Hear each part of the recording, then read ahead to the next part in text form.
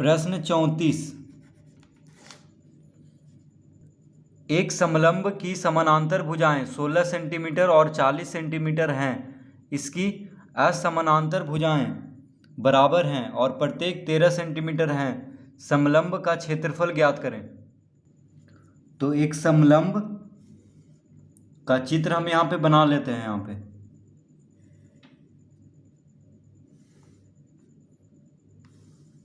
तो इस तरह से ये समलंब का चित्र हम बना लेंगे। तो कह रहा है एक समलंब की समानांतर भुजाएं। देखिए, तो मान लेते हैं ये समलंब है ABCD, ABCD। तो ये समलंब है ABCD। हम मान लेते हैं कि समलंब है ABCD। एक क्या है? समलंब है जिसमें AB समानांतर है DC के। देखिए, AB किसके समानांतर है? DC के। यानी ये भुजा क्या है? समानांतर है AB और DC। तो एक समलंब की समानांतर भुजाएं 16 सेंटीमीटर और 40 सेंटीमीटर है। ये कितना है? 16 सेंटीमीटर और ये है 40 सेंटीमीटर। AB है 40 सेंटीमीटर और DC है 16 सेंटीमीटर। हम ये मान लेते हैं। AB कितना है? तो AB है 40 सेंटीमीटर।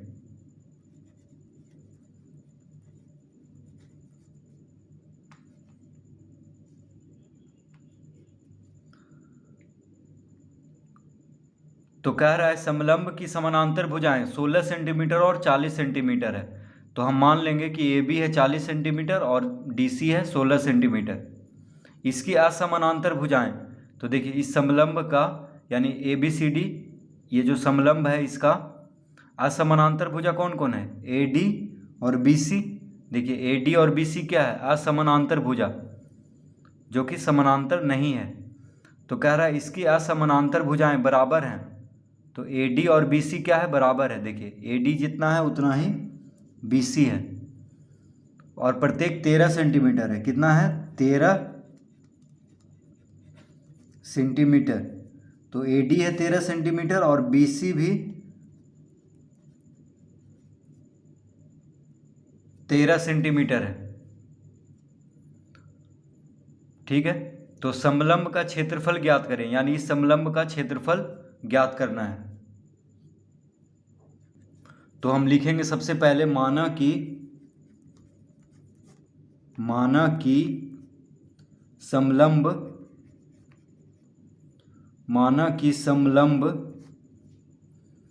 ABCD में देखिए हम लिख लेंगे माना कि समलंब ABCD में, यहाँ पे इसका नाम क्या है? ABCD। AB समानांतर है, AB किसके समानांतर है? DC के।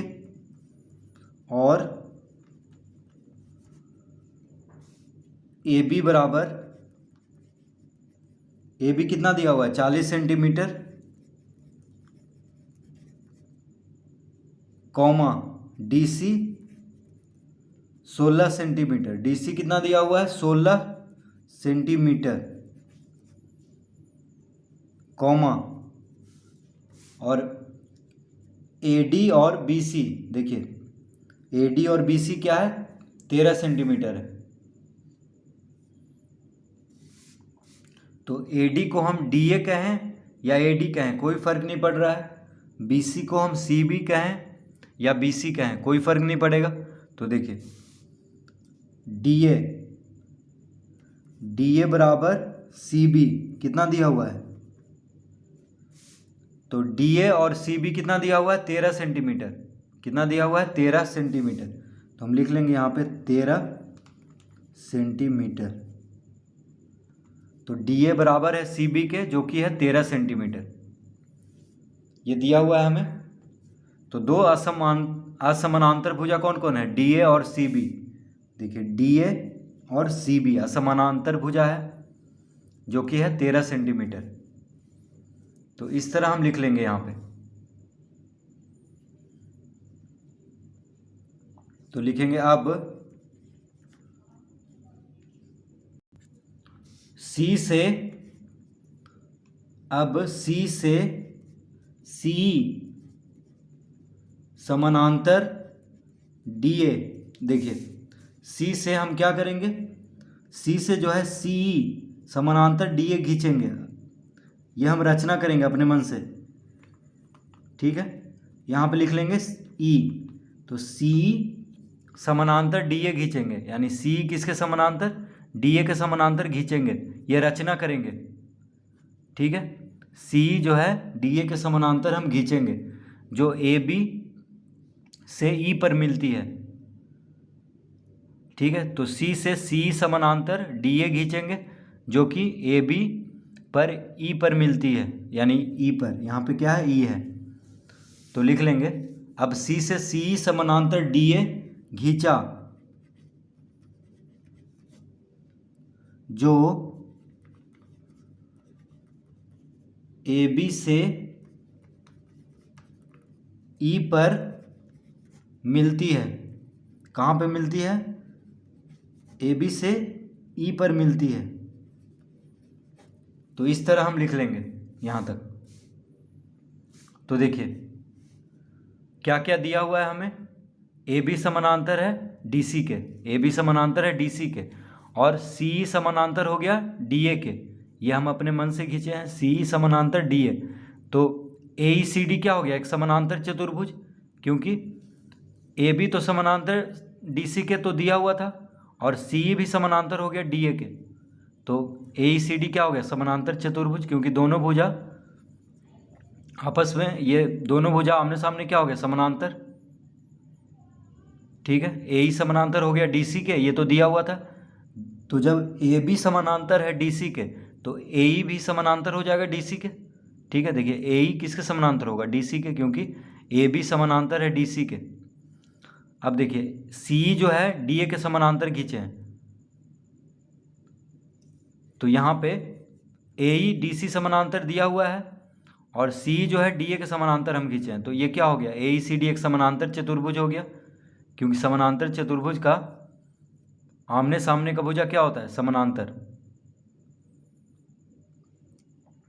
यानी सम्मुख भुजा क्या होता है, समानांतर होता है समानांतर चतुर्भुज में। तो इस तरह हम लिख लेंगे। तो अभी हम यहाँ पे लिखेंगे,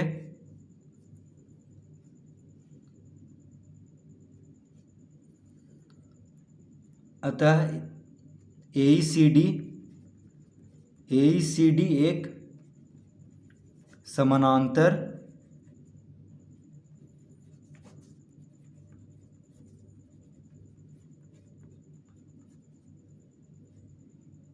चतुर्भुज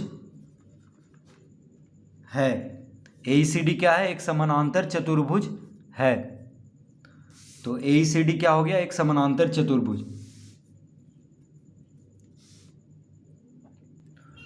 तो जब ए ई सी डी एक समानांतर चतुर्भुज हो गया, तो समानांतर चतुर्भुज का क्या होता है, सम्मुख भुजा बराबर होता है। तो जब डी सी 16 सेंटीमीटर है, तो ए ई भी 16 सेंटीमीटर होगा, यानी ये भी 16 सेंटीमीटर होगा, ठीक है।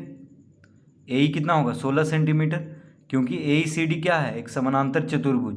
तो समानांतर चतुर्भुज का आमने सामने का भुजा क्या होता है, बराबर।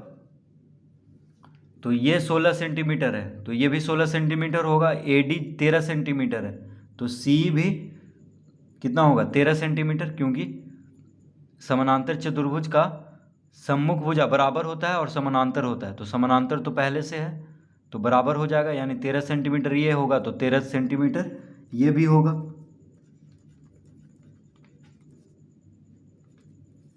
तो डी ए और सी दोनों बराबर हो जाएगा 13 सेंटीमीटर। तो इस तरह हम लिख लेंगे अब। तो अब हम यहाँ पे लिखेंगे, अतः ए ई बराबर डी सी, ए ई बराबर डी सी बराबर कितना हो जाएगा, 16 सेंटीमीटर, और ई सी बराबर ए डी बराबर कितना हो जाएगा, 13 सेंटीमीटर।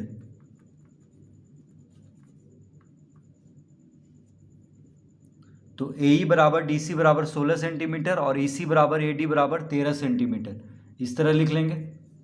अतः अब देखिए ई बी बराबर कितना हो जाएगा, तो ई बी, ये जो ई बी है ये कितना हो जाएगा, तो ए बी जब 40 सेंटीमीटर दे दिया है और ए ई कितना दिया है 16 सेंटीमीटर, तो 40 में से 16 घटा देंगे तो ई बी ज्ञात हो जाएगा। यानी 40 में से 16 गया तो 10 में से 6 गया 4, 3 में से 1 गया 2, यानी 24 सेंटीमीटर हो जाएगा।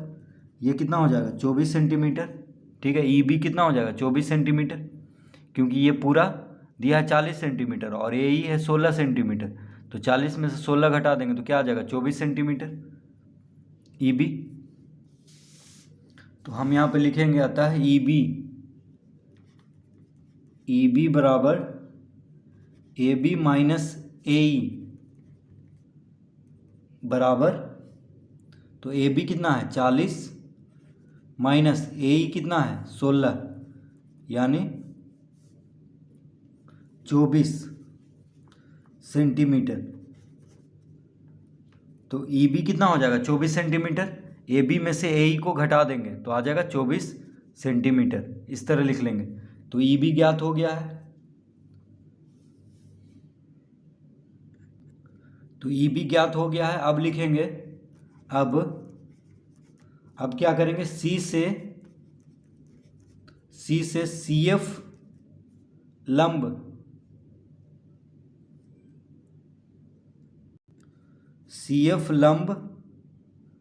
ई बी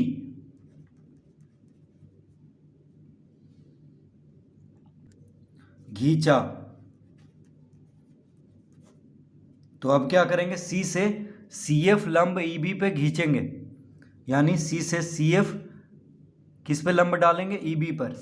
देखिए सी से क्या करेंगे, एक ई बी पर एक लंब डालेंगे, लंब मतलब 90 डिग्री का कोण, यहाँ पे 90 डिग्री का कोण बनेगा, और यहाँ पे एक एफ लिख लेंगे, यानी सी एफ जो है ई बी पे लंब है, सी एफ क्या है ई बी पे लंब है, यानी 90 डिग्री का कोण यहाँ पे बना रहा है। ठीक है, ये हम खींच लेंगे, ये हम रचना करेंगे, सी एफ लंब ए बी पे रचना करेंगे यानी खींचेंगे। तो इस तरह लिख लेंगे, सी से सी एफ लंब ई बी घींचा। तो अब क्या हो जाएगा, अतः समद्विबाहु त्रिभुज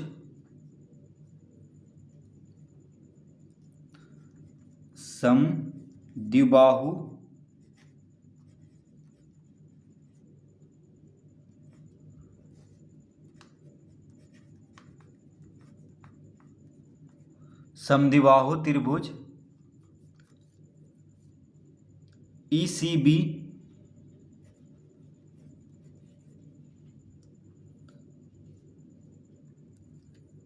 ECB में CF लंब है EB पर। ठीक है, तो देखिए समद्विबाहु त्रिभुज ECB में, फिर से चित्र को देखते हैं। तो समद्विबाहु त्रिभुज ECB में, तो ये समद्विबाहु त्रिभुज कैसे हुआ, देखिए त्रिभुज ECB समद्विबाहु त्रिभुज कैसे हुआ, क्योंकि यहाँ पे दोनों भुजा बराबर है। देखिए CE और CB क्या है, बराबर है, ये 13 है तो ये भी 13 है। देखिए तो त्रिभुज ECB क्या हो गया, एक समद्विबाहु त्रिभुज। तो समद्विबाहु त्रिभुज में दो भुजा बराबर होता है। तो समद्विबाहु त्रिभुज ECB में CF लंब है EB पर, CF किस पे लंब है, EB पर। तो समद्विबाहु त्रिभुज ECB में CF लंब है EB पे, अतः EF बराबर क्या हो जाएगा, FB। EF बराबर FB बराबर हो जाएगा 1/2 EB बराबर 1/2 गुना EB कितना आया, EB 24 सेंटीमीटर है, EB कितना लाए थे 24, यानी इसको गुना करेंगे तो कितना आ जाएगा 1/2 गुना 24, 2 से 24 कट जाएगा। देखिए 12 बार में, यानी कितना आ गया 12 सेंटीमीटर। कितना आ गया 12 सेंटीमीटर। तो इसको हम फिर से समझ लेते हैं। तो चित्र हम देखेंगे अब। तो देखिए ECB क्या है, एक समद्विबाहु त्रिभुज। तो समद्विबाहु त्रिभुज में CF क्या है, लंब है EB पे। तो सी एफ जब लंब है ई बी पे तो इसका मतलब है कि ई बी को दो बराबर भाग में बांट रहा है। तो समद्विबाहु त्रिभुज का लंब क्या करता है, जिस भुजा पे लंब है उसको दो बराबर भाग में बांट देता है, यानी ई एफ जो है एफ बी के बराबर हो जाएगा। ई एफ किसके बराबर हो जाएगा, एफ बी के बराबर। ठीक है, तो ई बी कितना है 24, तो ये 12 12 हो जाएगा, यानी ई एफ 12 हो जाएगा और एफ बी भी 12 हो जाएगा। ठीक है, तो ई एफ 12 सेंटीमीटर हो गया और एफ बी कितना हो गया 12 सेंटीमीटर। तो इस तरह लिख लेंगे ई एफ बराबर एफ बी बराबर 1/2 ई बी। ई बी के आधा के बराबर हो जाएगा ई एफ और एफ बी, जो कि हो जाएगा 12 सेंटीमीटर। इस तरह लिख लेंगे। अब लिखेंगे अब समकोण त्रिभुज समकोण त्रिभुज सी एफ बी में, अब देखिए क्योंकि सी एफ जो है ई बी पे लंब है, सी एफ क्या है ई बी पे लंब है, तो सी एफ बी एक समकोण त्रिभुज बना रहा है। देखिए सी एफ बी क्या कर रहा है, एक समकोण त्रिभुज बना रहा है, क्योंकि यहाँ पे 90 डिग्री का कोण बन रहा है। तो सी एफ बी या सी एफ ई क्या कर रहा है, समकोण त्रिभुज बना रहा है। तो यहाँ पे दो समकोण त्रिभुज बन रहा है, तो किसी एक को ले लेंगे, या तो त्रिभुज सी एफ ई लें या सी एफ बी लें, किसी एक को त्रिभुज को ले लेंगे। तो जब समकोण त्रिभुज बन रहा है और यहाँ पे सी बी कितना दिया है 13 सेंटीमीटर और एफ बी कितना आ गया 12 सेंटीमीटर, तो समकोण त्रिभुज का कर्ण और आधार ज्ञात हो गया है। लंब ज्ञात कर लेना है, यानी सी एफ ज्ञात कर लेना है। तो समकोण त्रिभुज सी एफ बी में सी एफ बराबर क्या हो जाएगा, सी एफ बराबर यानी लंब जो है वह किसके बराबर होगा, अंडर रूट सी बी का वर्ग minus F B, C B का वर्ग माइनस एफ बी का वर्ग। ठीक है, यानी समकोण त्रिभुज में जब लंब ज्ञात करना है तो कर्ण का वर्ग में से आधार का वर्ग को घटा देंगे और उसका अंडर रूट यानी उसका वर्गमूल ज्ञात कर लेंगे, तो आ जाएगा सी एफ यानी लंब। तो सी बी कितना है, सी बी है 13, देखिए कर्ण कितना है 13, तो 13 का वर्ग माइनस एफ बी कितना है 12 हम लाए हैं, तो 12 का वर्ग का अंडर रूट, तो 13 का वर्ग 13 गुना 13 कितना हो जाएगा 13 39, 13 3 16 यानी 169, माइनस 12 गुना 12 यानी 144, 12 का वर्ग 144, 13 का वर्ग 169। अब घटा देंगे, 9 में से 4 गया 5, 6 में से 4 गया 2, यानी 5 कितना आ गया 5 सेंटीमीटर। सी एफ कितना आ गया 5 सेंटीमीटर। तो चित्र को अब हम देखेंगे। देखिए सी एफ बराबर क्या हो जाएगा, कर्ण का वर्ग में से आधार का वर्ग यानी एफ बी को घटा देंगे, एफ बी का वर्ग, तो कर्ण का वर्ग यानी सी बी का वर्ग में से एफ बी का वर्ग को घटा करके उसका वर्गमूल ज्ञात कर लेंगे, तो आ जाएगा सी एफ, क्योंकि सी एफ बी क्या है एक समकोण त्रिभुज है। तो 13 का वर्ग में से 12 का वर्ग को घटा देंगे तो आ जाएगा 25, 25 का वर्गमूल निकालेंगे तो 5, यानी सी एफ कितना हो गया, यानी ऊंचाई कितना हो गया इस समलंब का 5। देखिए सी एफ क्या है, समलंब का ऊंचाई, क्योंकि दोनों समानांतर भुजाओं के बीच की दूरी है, लंब है देखिए, तो ये क्या हो गया ऊंचाई। तो समानांतर चतुर्भुज का ये माफ़ कीजिए समलंब का ऊंचाई ज्ञात हो गया है 5 सेंटीमीटर, सी एफ कितना आ गया 5 सेंटीमीटर। तो जब समलंब का ऊंचाई ज्ञात हो गया है और दोनों समानांतर भुजा की लंबाई दिया हुआ है, तो अब हम इसका क्षेत्रफल आसानी से ज्ञात कर सकते हैं। तो लिखेंगे समलंब का क्षेत्रफल। तो समलंब का क्षेत्रफल का सूत्र क्या होता है, 1/2 गुना समानांतर भुजाओं का योग गुना ऊंचाई, तो 1/2 गुना समानांतर भुजाओं का योग गुना ऊंचाई, ये होता है सूत्र समलंब का क्षेत्रफल ज्ञात करने के लिए। तो देखिए, तो 1/2 गुना समानांतर भुजाओं का योग, यानी समानांतर भुजा कितना कितना दिया हुआ था, तो समानांतर भुजा दिया हुआ था प्रश्न में, देखिए एक 16 और एक 40, तो समानांतर भुजाओं का योग यानी 16 जोड़ 40 कर देंगे, गुना ऊंचाई, ऊंचाई हम कितना लाए हैं, ऊंचाई 5 सेंटीमीटर लाए हैं, देखिए तो ऊंचाई को हम यहाँ पे 5 से गुना कर देंगे, ऊंचाई की जगह पे 5 लिख लेंगे इस तरह से। तो समानांतर भुजाओं की लंबाई दिया हुआ था 16 सेंटीमीटर और 40 सेंटीमीटर, तो इसको जोड़ लेंगे। ऊंचाई अभी ज्ञात की है 5, तो ऊंचाई निकालने के लिए ही हम इतना मेहनत किए अभी ऊपर में, ठीक है, बाकी तो दिया हुआ था, समानांतर भुजा की लंबाई दिया हुआ था, ऊंचाई हम ज्ञात कर लिए हैं 5। अब इसको हल कर लेते हैं, तो 1/2 गुना 16 और 40 कितना हो जाएगा, तो 40 10 50 6 56 गुना 5।